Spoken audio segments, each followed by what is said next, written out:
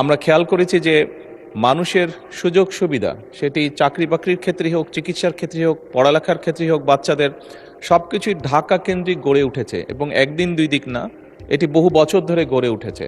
Unfortunately সারা দেশকে ঘিরে এই সুবিধাগুলো আমরা হয়তো সেভাবে গড়ে তুলতে সক্ষম হইনি এখনো, এবং সে কারণেই স্বাভাবিকভাবে সারা দেশ থেকে মানুষ ঢাকামুখী হয়ে থাকে। সেটি কর্মসংস্থানের সুবিধার জন্য হোক, সন্তানদের লেখাপড়ার জন্যই হোক, পরিবারের সদস্যদের চিকিৎসার জন্যই হয়ে না কেন।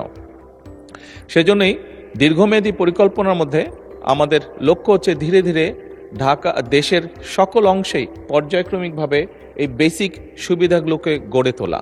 সেজন্যই মাননীয় স্পিকার, আপনি খেয়াল করে দেখবেন বর্তমান সরকার বিভিন্ন শিল্পায়ন গড়ে তোলার লক্ষ্যে দেশের বিভিন্ন জায়গায় বিশেষ শিল্পায়িত অঞ্চল গড়ে তোলার চেষ্টা করছে।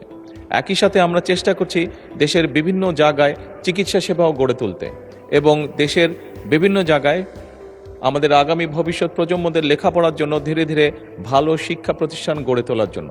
আমরা মনে করি এই সুবিধাগুলো যদি আমরা গড়ে তুলতে পারি তাহলে মানুষ কম উৎসাহিত হবে ঢাকা শহরে আসার জন্য, এবং এর মাধ্যমেই আমরা ধীরে ধীরে ঢাকার উপরে চাপ কমাতে সক্ষম হব বলে আমরা মনে করি মাননীয় স্পিকার।